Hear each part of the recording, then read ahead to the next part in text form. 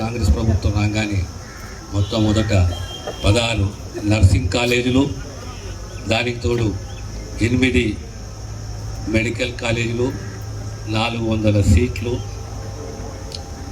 దానికి తోడు ఈరోజు పరిగిలో 30 పడకల సిఎస్సిని 100 పడకలకు మార్చడము, అప్గ్రేడ్ చేయడము, అంటే ఒక ఏరియా హాస్పిటల్ స్థాయికి రావడము.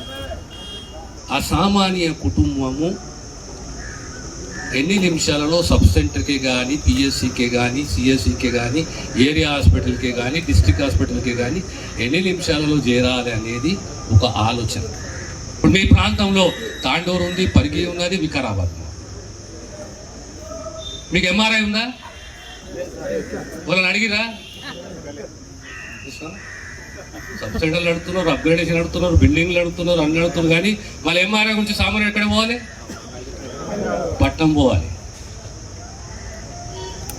సామాన్యుడు పట్నం పోకూడదు అంటే జిల్లా హెడ్ క్వార్టర్స్, మా స్పీకర్ గారి హెడ్ క్వార్టర్స్లో ఒక ఎంఆర్ఐ కావాలి. స్పీకర్ గారు నన్ను అడిగిర్రు, మళ్ళీ గుర్తు చేస్తున్నారు కనుక నేను ఎంఆర్ఐ కూడా వికారాబాద్కి ఇవ్వాలి. ఖచ్చితంగా ఎంఆర్ఐ వికారాబాద్కి ఇస్తాను. ప్రతి సంవత్సరం ప్రతి కుటుంబాన్ని స్క్రీనింగ్ చేయాలి.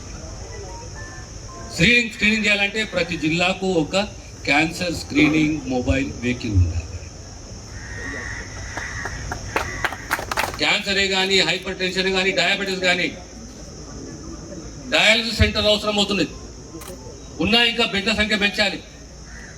ఆ లెవెల్కు మన ఆరోగ్య పరిస్థితి ఉంది. ప్రభుత్వం ఇవన్నీ ఆలోచన చేసి డయాలసిస్ సెంటర్స్ పెంచాలి, క్యాన్సర్ స్క్రీనింగ్ వెహికల్ తీసుకురావాలి.